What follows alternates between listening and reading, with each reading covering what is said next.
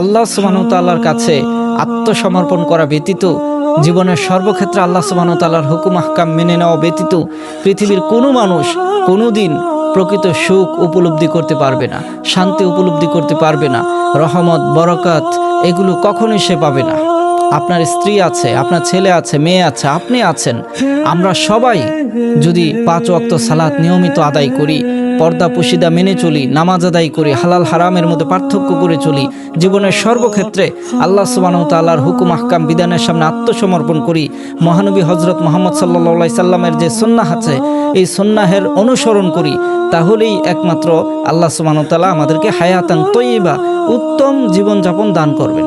এছাড়া পৃথিবীর কেউ কোনোদিন প্রকৃত সুখ উপলব্ধি করতে পারবে না।